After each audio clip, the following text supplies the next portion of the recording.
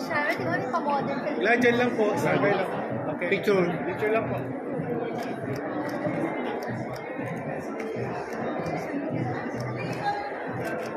Gladys, one more here.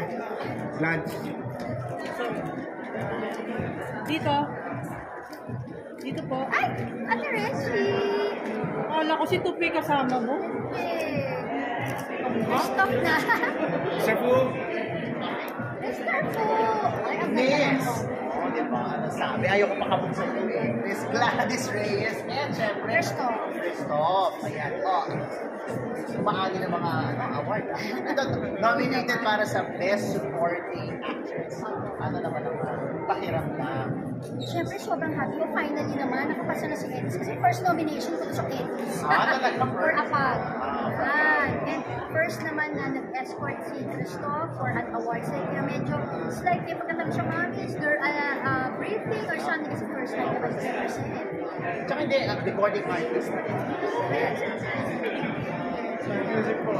Sir Jonathan Planado. So ano naman ang papayo sa inyo? Mami ba ang tawag? Ayun. Gawin lang po yung proseso. Diyan, good luck, Gladys.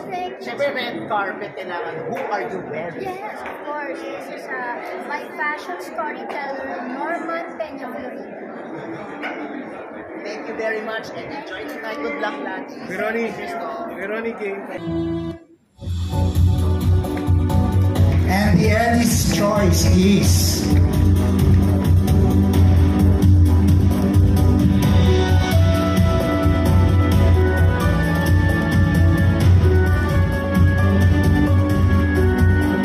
Gladys Reyes.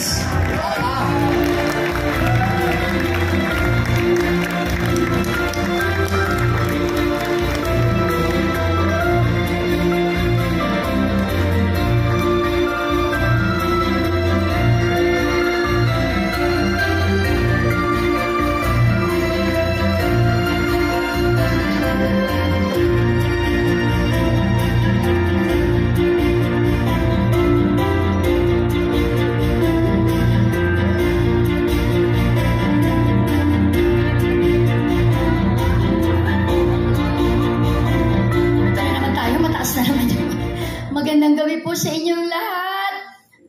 First nomination ko po, ito sa Eddies. And salamat po at pumasa po sa panlasa ng Speed Members of the Press ang aking pong pagganap sa pelikulang Apag. Maraming salamat po.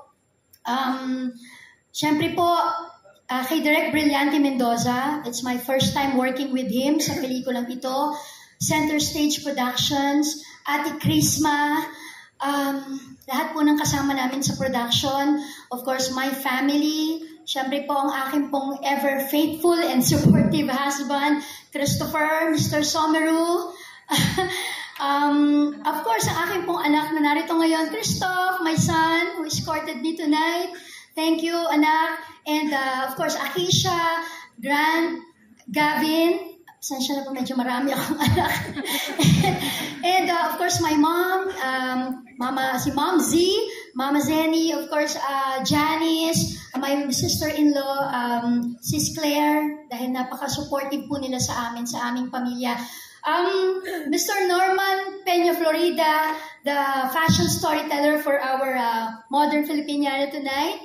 And Mama Ray de la Cruz, my ever-trusted friend and who always brings out the best in me. Of course, my manager for almost 3 decades, Nanay Lolit. Nay Lolit, para po sa atin to, Nay. Kuya Gorgie.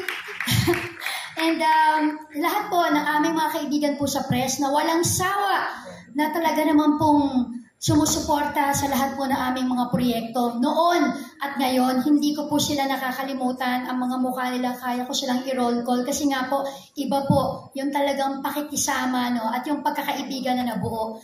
Maraming salamat higit po sa lahat sa ating Panginoong Diyos. Magandang gabi po sa inyong lahat. Maraming salamat po, Eds.